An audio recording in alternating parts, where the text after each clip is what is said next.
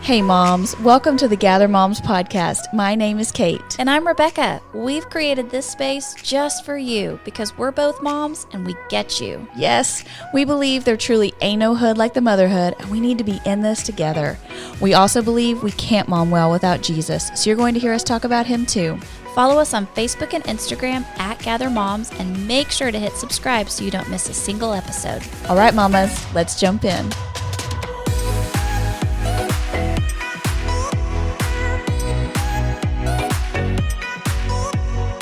Hey moms, welcome to episode 49 of the Gather Moms podcast. We are thrilled to announce that we have a special guest today, Rebekah Lyons, and so happy to have her with us because she's also going to be with us at the Mom event October 22nd and 23rd in Rockwall at Lake Point Church.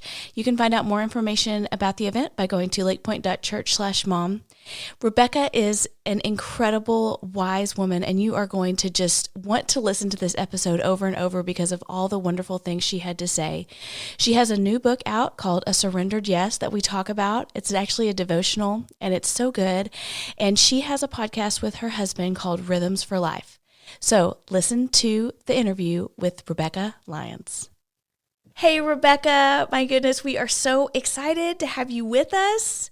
We're so thankful that you're here today on the Gather Moms podcast, and we're especially thankful because we get to be with you in person for our mom event. I know. I am so thrilled to be with you guys. I cannot wait.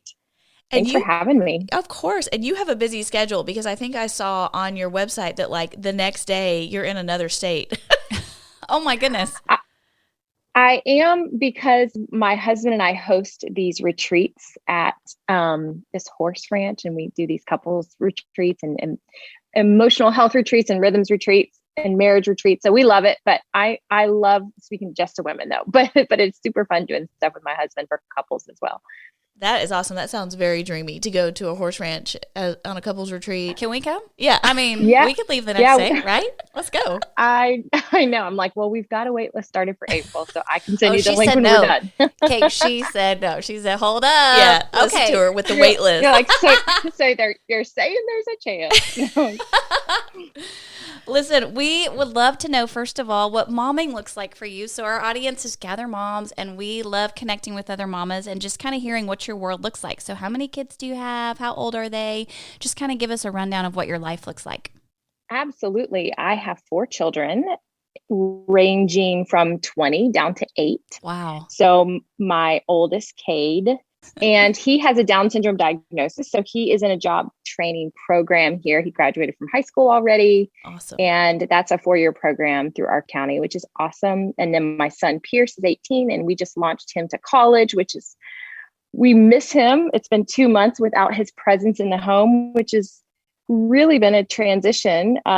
It's the first season of not all my littles under one roof. So we are adjusting. There's a moment, there's probably one teary day a week for me right now. Oh my goodness. Because he is that kid. Like, he's just a light. He's wonderful. And then Kennedy is 16. She is a junior in high school. And then we decided to adopt Joy, who is 8. And she also has a Down syndrome diagnosis. We brought her home from China almost 3 years ago. So we just decided to start over, I guess. At 40 something, we went back to kindergarten. So we're in all the seasons. That is amazing. My 2 older kids, they're 8 years apart, my oldest and my youngest. And so when we had our youngest, we reset the clock kind of like that. And we were like, what did we do? Mm-hmm. This is kind of wild, because you don't realize kind of how good you have it when they're all school age.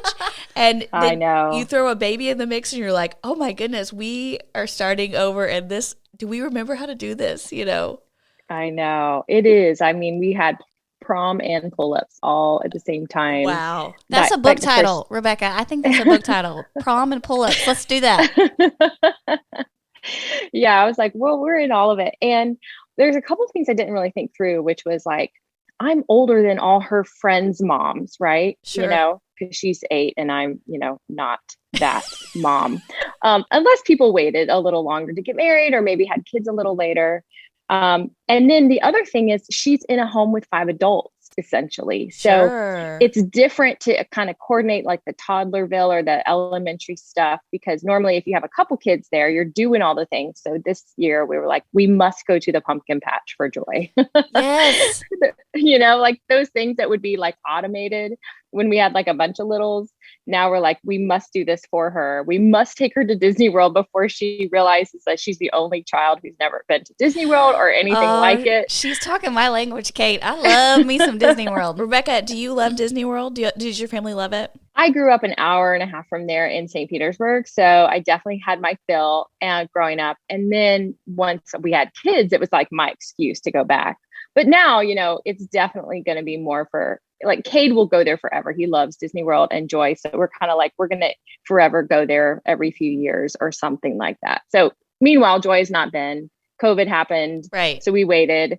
And now we're like, okay, we need to make this happen. So we've just been talking about that as a family. It's fun to relive it. It's almost like you having grandkids, but not quite yet. But you're getting to relive like all the things you did 15 years ago. Yes. With her. So it's fun. That's fun. I totally get that. So I sent my youngest off to kindergarten this year.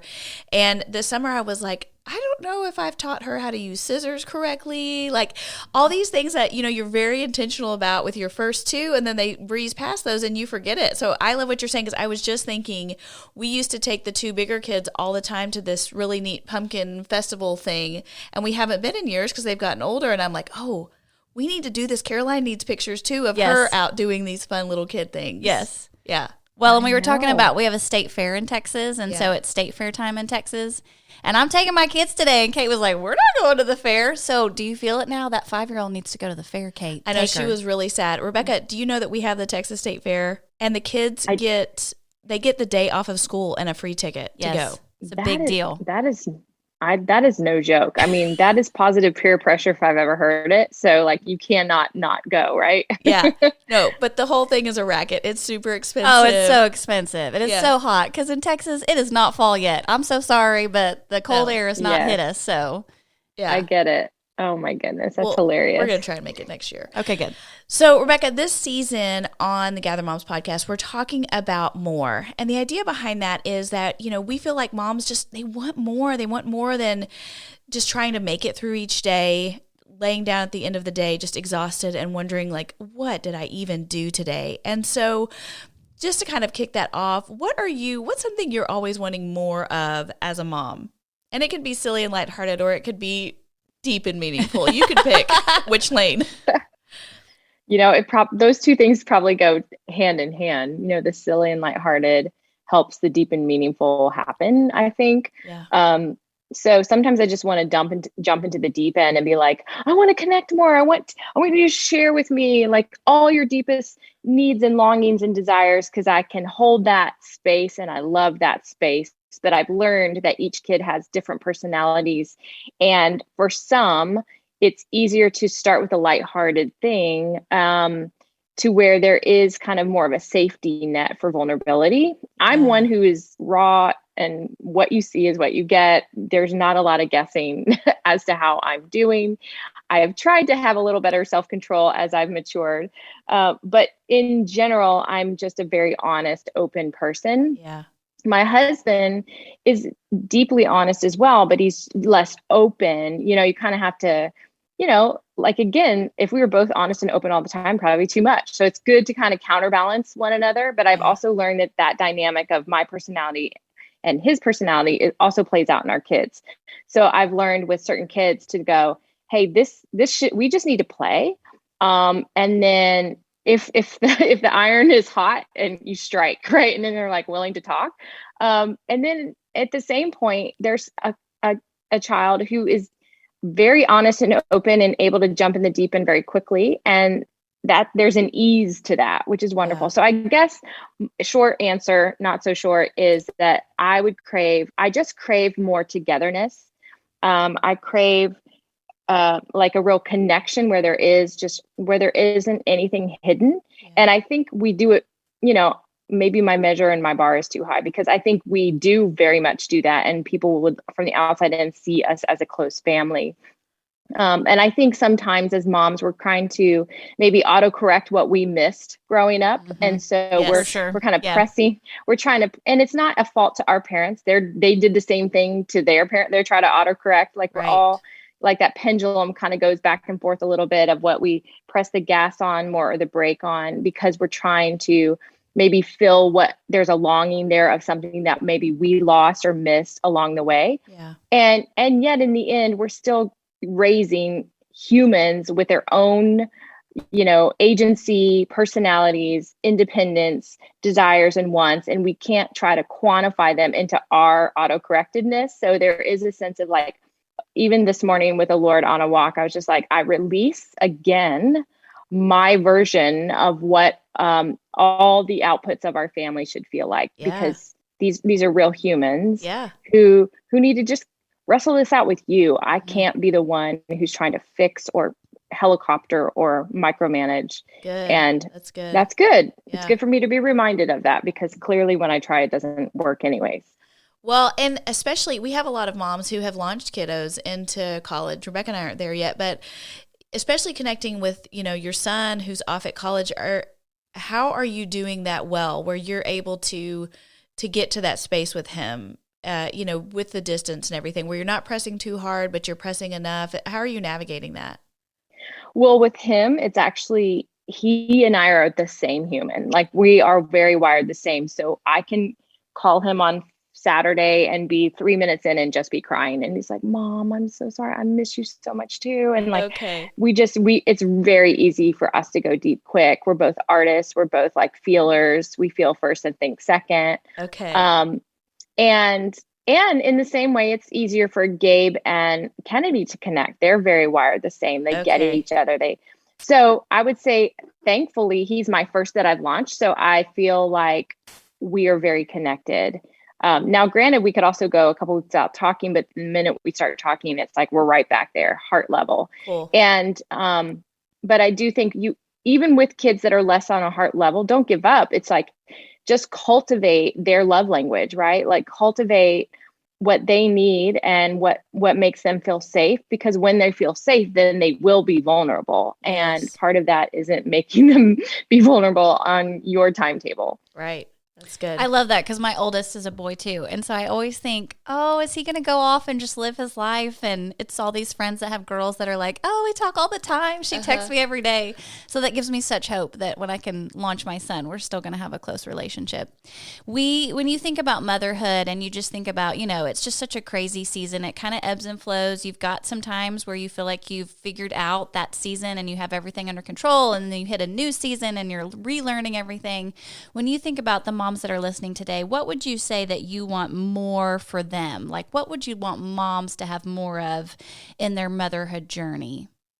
I would say what I'd love for them is the same thing I'd love for myself, is just more vitality, more resilience, perseverance, endurance, all the things that, suffering actually produces all those things. Let's be honest. We would like to avoid the suffering, but get to the overcomer, victory place. And yet the truth is the suffering does produce endurance, which produces character, which produces hope. And so unfortunately, we are going to have bumps along the way in motherhood that give us a choice. Like those trials are going to give us a choice to accept the things we cannot change, and then surrender those things back to God and go, you love them more than I, you see, all their days were written and planned before one of them began. I am just a steward of this season, and hopefully they will still like me when they leave home. I want to be in friendship with them, but in the end, they're yours. Yes. And as a result of that surrendered place, there are times where I have to consistently go, the only way I can be healthy in vitality and resilience is to give them back to God. Yes. Very frequently, very consistently, especially if I feel defeated because I didn't handle something well and I feel regret, or I might feel shame attached to that. And it then goes back to God again, because that's what the enemy wants to do. He wants to condemn you in the role that God has appointed for you. And I would just say, when that begins and when that narrative and that lie repeats itself, you just have to reject and renounce that lie. God has appointed and entrusted you because you are the girl. You are the Yes. mom. You are the one that he has given that assignment to.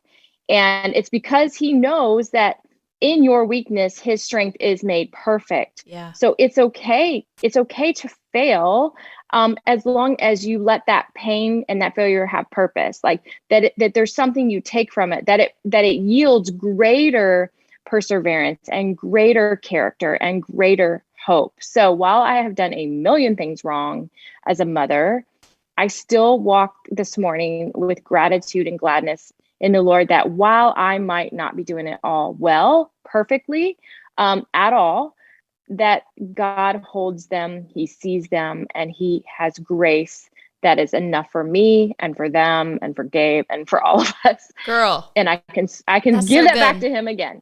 that'll preach. Yes. I love the idea that, like, that word vitality. I usually Me don't ever too. hear that. No, it's stuck But there's with me. something that stirs inside you when you Yeah. hear it and you think, I want that. I want vitality. I want to feel excited and Yeah. eager for what the Lord has for me instead of feeling beat down all the time. Yeah. And the way to get that is that release that you're talking about of seeing your role as their mom correctly in this situation we get to steward well and not taking on what's not supposed to be yours. Exactly.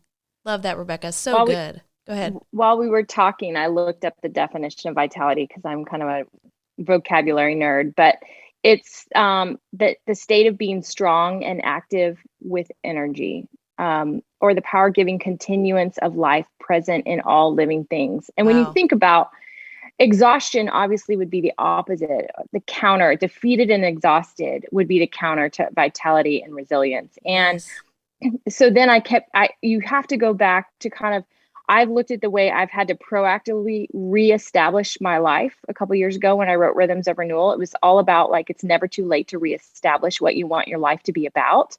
And it meant that I can either react to the tsunami of fear and chaos that could take place in our home, or I could set myself apart from that with intention and deliberation and go, no, I'm not. If you keep doing what you're doing, you'll get what you're getting. But if you want a shift in perspective toward vitality, then you have to be very vigilant in proactive ways to establish these spiritual disciplines and guardrails of rhythms that allow you to have a chance of some symbol of vitality in your life. And so for me, there's these rules of resilience that I have to put in place that they're really not optional. I mean, God commands rest. He tells us to steward our bodies with integrity in what we put in them and how we move them.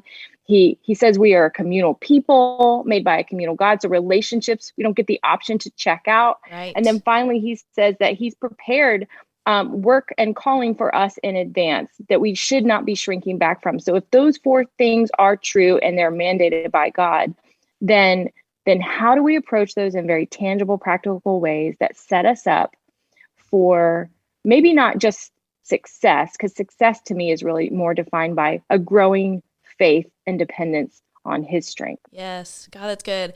So I love your Rhythms of Renewal, and I've heard you speak about that. And I remember hearing you speak about how in the evening you start turning the lights off, so it's starting to tell the house and tell yourself and your children, okay, we're moving to lamps, we're starting to slow down. And I picture you going around your house and doing this in like a real like sweet way where it's real calm and it's like, okay, we're turning down the house.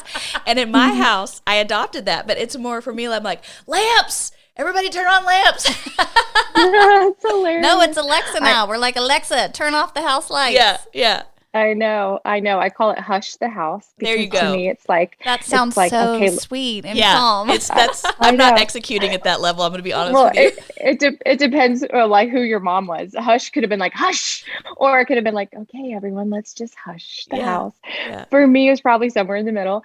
But I definitely think I'm an introvert. And the older you get, the more there's a awesome book called I guess it's the powerful purpose of introverts, but the older you get, the more introverted you naturally become, it does not matter as you age, the music just gets too loud and there's too many lights on and there's just too many people talking at once, And so as I'm aging, I'm realizing, okay, I need this for myself. And so I'm going to establish, because moms are the barometer of the home. They set the temperature, they set the climate. It is very normal and natural for me every evening, just go around the house. It's not a very big house. And I literally just dim all the lights, turn off a lot of them, and then dim the ones that are left on. And then it's like screens they're going to their happy place. They are no longer present in your bedroom. Books, it's book time. And it's just even that, or a warm bath or whatever it is, candles.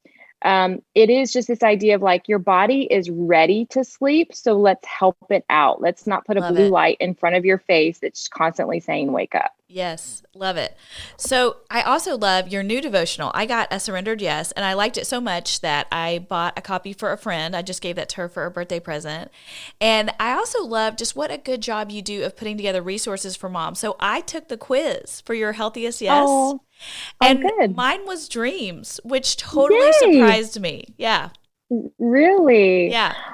So did okay, I'll tell you what that means. I mean, if your healthiest yes is dreams, it means you really like to imagine and with God, like, what could this look like? Or what would this be? Or maybe one day we could try this. Or what if we tried something like this now? It's almost this imaginative, like, what could God do with this? Does that resonate at all? Or are you kind of like, no, I wish I had that, but no. It does resonate in the sense that I want more of that, because I think a lot of times that God gives me a vision or a passion for something and I get stuck in the minutia of execution. And so I have a hard time believing that it's possible to do this big thing, because I look at my capacity and, what I have available. And so when I saw that, I thought, I want to lean more into that healthy part of me. I want to dream bigger and not say no where God is potentially saying yes. I found when Tech Detox, that chapter in Rhythms of Renewal, when I took 90 days or like a whole summer, so 3 months off of Instagram for the first time in 7 years, 3 things happened. I started learning again, sleeping again, but then I started dreaming again. And I didn't mean like dreaming because I sleep. Of course, if you sleep, you do dream. But I meant more like dreaming when I would write in my journal every day, like my ongoing dialogue with God. All of a sudden, these ideas started surfacing, just this like excitement. Again, this is back to that idea of vitality. It's like, where you could imagine or consider a possibility that maybe you hadn't had. When you're in survival mode, dreams are not an option. So it's more going, but it felt like, and this was stirred and spurred on, not by looking at what somebody else was doing, because there was no copy or comparing. It was more like God just was planting these little ideas in my heart to put down. And so I do think when we make space and get quiet and silence the noise of what everyone else is doing, God wants to remind us of those God dreams He's already planted in us and just kind of bring those back to the surface. So maybe that's a little reminder for that. I love it. I have tears in my eyes because I feel like the Lord is using you to speak to me, because I have heard Him saying, you need space. You need space where you can get alone with me and hear from me and just quiet it down, because I have things that I want to talk to you about and show you. And so anyway, that's so interesting. I'm trying to keep it together over here. So it's just really interesting for you to say that. I think though, especially in the mom culture, it feels like you're constantly looking at what someone else is doing because it's supposed to spur in you ideas for how you can mother better. And I think what that does is it takes away from God the opportunity to speak into you what He wants for your motherhood. And so instead of seeking out God's desires, we're just trying to copy everybody else because we see it working for them. Yeah. And so, Rebekah, what I hear you saying is, look, the things that God's planted in you, they're there. They just may be silenced because you're so busy looking at all these other dreams that God's given other people, thinking, well, I could do that, or I want that, or I wish I had that. When instead, if we would just get silent before the Lord and, like you said, get off Instagram and get off social media and just go, God, what do you want for my family? What do you want from me? That He has a word to speak to you. We're just too busy looking at other people. It's good. Yeah, I absolutely 100%. I mean, God appointed you to be a mother long before social media. And he put everything in you. What he has begun in you, he is faithful. He is faithful, not Instagram is faithful. He is faithful to complete. And I do truly believe that the gold and the gems are in those secret places, that sacred space of stillness and quiet. That's why I begin with the rest rhythm every day. It's like rest begins at night when you prepare, hush the house. But if you hopefully have a good night's sleep, it begins with your morning, that real, true, deep well, that wellspring of meditation where and communion with God, where everything from there is an overflow. You'll just be shocked the insights that the Holy Spirit can give when you just ask direct questions. Like I was even in, I wake up sometimes earlier than I prefer, but when I do, I feel like the Lord is prompting me towards something. So last night I was just like, what are the lies? Because I'm reading John Mark Comer's book right now. What are the lies that are invisible to me that I've actually bought into, the narratives that are indicating? And one immediately I heard was, I need everything to be okay so I can be okay. Wow. And that meant like my space, like everything, I like purging is my way of control. And when you look at that, even in an eating disorder, like purging is anything disordered is a way of control. Like if this is okay, then my inner life can be okay. And then all of a sudden I heard, I need everyone to be okay so I can be okay. So not only do I need my home to be perfect, I need my people to be perfect so that I still feel like I'm okay. And I'm like, where did this begin? And all of a sudden we go down this rabbit trail. And I think the Lord is trying to pull back these layers out offline. No one is going to give you this insight on Instagram Live. I'm not saying that the Lord's not using these mediums of podcasts. Absolutely, he does. Sure. But the secret sauce, right? Like the tip of the arrow, like the definition of his hand on your life, the narrow tip of the arrow focus is going to be revealed by him alone. Love that, and it's through his word. It's through maybe a confirmation through something someone says, like what I'm doing for you now. But the Lord had already pointed you that way. And I just reminded you of that. Right. Yeah. And that is, to me, when I got offline, and I was definitely on Instagram a lot those first few years. But as I've slowly backed away, my presence as a mother has shifted dramatically. My presence as a wife has shifted dramatically. And then my desires as a result have shifted, because I just kind of come back to go, these are the ones who are going to surround my bed when I encounter Jesus. Yeah. And I need to be faithful here first, trusting that God has given me everything I need to be the role that he's entrusting me as their wife, as his wife, and as their mom. Love it. Gosh, that's so good. It puts it in such perspective. No, it does. And I think it's such a good reminder for us as moms, heading into this fall season where the calendar gets really crazy. Yeah. And you kind of feel like you're checking boxes to make sure your kids have all these experiences and things, and going, wait a second, what's more important is for me to just be with them. Yeah. Just to be present in their life. Yeah. So we were talking about a surrendered yes, and I really do love it. I appreciate, Rebekah, so much just how raw and real you are in the way that you share, some of your stories. I mean, they're painful, and I'm so thankful that you are willing to just be very raw about these things that you've experienced. And I'm curious, what led you to write the devotional, Surrendered Yes? Well, I felt like, we all want a life of meaning and purpose and significance, but and I wanted that. But I know now through just the actual knowing, like deep in my bones, through what God has done and transformation, is that meaning follows surrender. It's not the other way around. We don't just go out in life, just this lofty ambition to serve God and make an impact for him. But God's going actually your pain is what is anointed. Like the passion that we carry to change the world is rooted in the definition. The root word of passion means to suffer. And we don't want to do that. None of us want to do that. But right. Christ is saying to us in Romans 8 at the end, he says, you are no longer fearful slaves. You're sons and daughters of God. And because you are my heirs, you get the inheritance, and you also get to share in my suffering.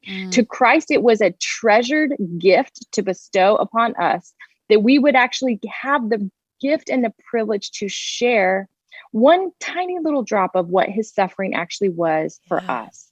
That we would actually carry that same level of stewardship and responsibility to suffer on behalf of someone else, to suffer on behalf of, because we know that freedom is costly. It costs everything from him for us to walk a free life. And I think in the same vein, when I wrote You Are Free, I felt like writing that book was costly for me.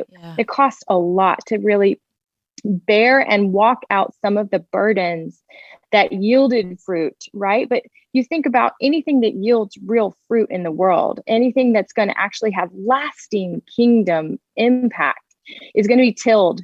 It's going to be pruned. It's going to be cut. It's going to, some of it's going to just fade away and burn. It's like, that is the abiding life where all the yuck comes to the surface. We give it to him.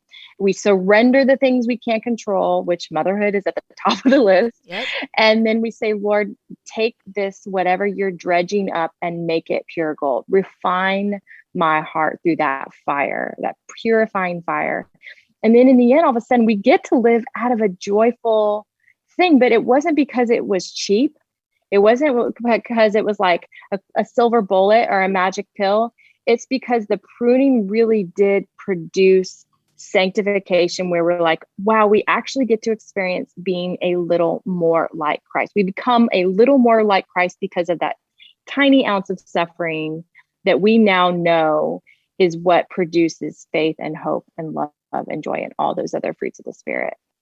Well, and that's exactly what motherhood is. We are pruning our children. I mean, each and every day, I'm trying to help them take away the stuff that doesn't work and add in the stuff that does. And so it's so interesting to me that as moms, we're so eager to do that for our families, but we're not eager for the Lord to do that with us. Yeah. Because like you said, it's painful and it hurts. Yeah. But when we see the benefit in our children, I know just in my own kids, when they go through hard stuff, it's like they grow leaps and bounds. For sure. Why wouldn't we want that own thing for our own life? Lord, I want to grow that way too. Help me grow that way. Yeah.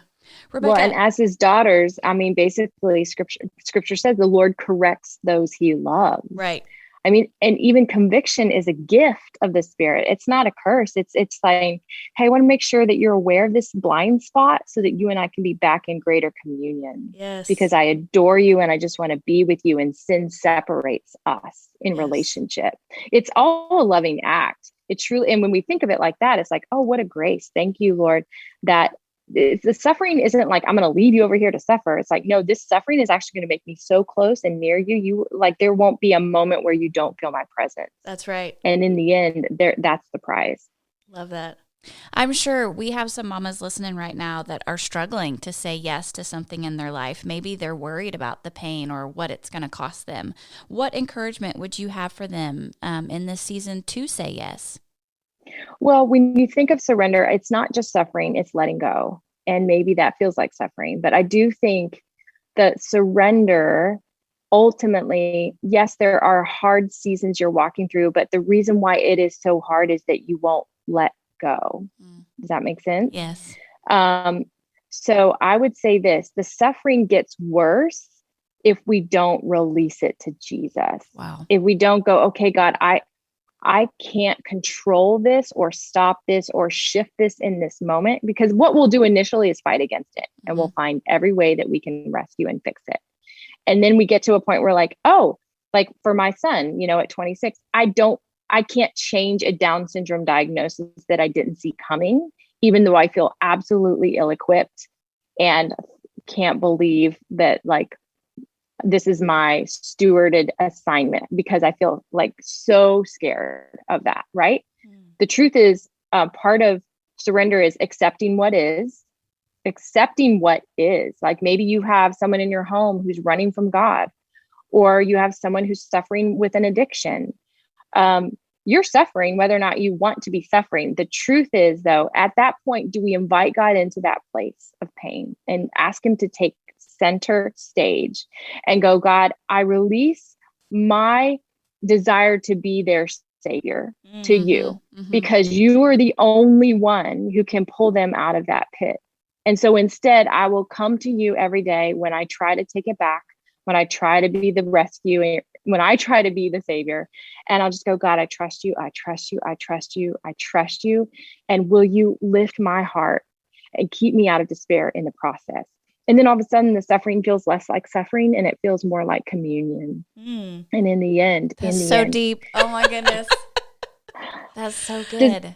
Because then all of a sudden we're like, wow, this is actually better.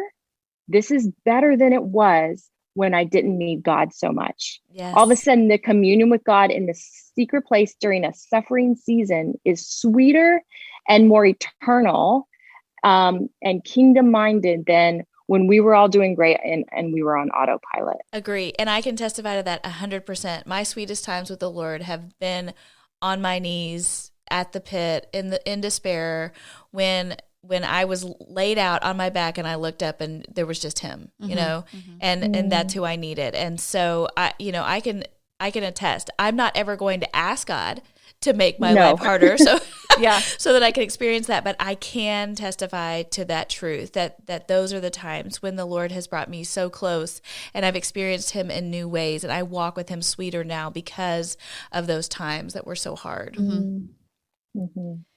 Well, Rebekah, thank you so much. I am thinking about, just as you're sharing, I've had moms that are coming to my mind that are having struggles in their marriage, having struggles with children, and I think they're going to hear this and that God is going to use it to say, I'm here, release this to me, and let me be the one to walk you through this, and you're going to find how sweet it is to trust in Jesus. Yes. And I think that's going to be such a blessing to them. And we want moms to get connected to you so that they can have access to we love Rhythms of Renewal and A Surrendered Yes, both amazing. And you just have so many amazing resources. So how can our moms get connected to you, Rebekah? Yes. So my husband and I do a Rhythms for Life podcast every week. And that's where you get just these conversations on a weekly basis. It's my joy to help serve people, especially in the area of struggling with like emotional, spiritual, relational, mental health. Because I just know that the Lord really does want to bring us into that place of vitality. And so that's just weekly encouragement there. And then they can just go to RebekahLyons.com if they want to, give me their text or their whatever email for weekly encouragement there. I just want to serve people where they are. And whatever you find on the website that, is something that would interest you, whether it's a resource or a study, a free study, whatever. My goal is just that you would feel like that you are not alone and this is not the end of your story. Yeah, that's good. Well, and we want you to know that we are specifically praying for you as we draw near to our event in October 22nd, where we're going to have you here in the Dallas area. We are praying for you. We are excited for our moms to get to hear from you. Yeah. And we just know that God's going to do a mighty work that night. So thank you so much for joining us for that event. Oh, absolutely. I cannot wait. I can't wait to be with you guys in person. So thank you for having me. Thanks so much, Rebekah. And thanks, moms, for joining us. And we'll see you next time. Want to link arms with other moms who get you? Join us at the Mom Event October 22nd and 23rd. The live event will be at Lake Point Church in Rockwall, Texas. Go to lakepoint.church/mom to register.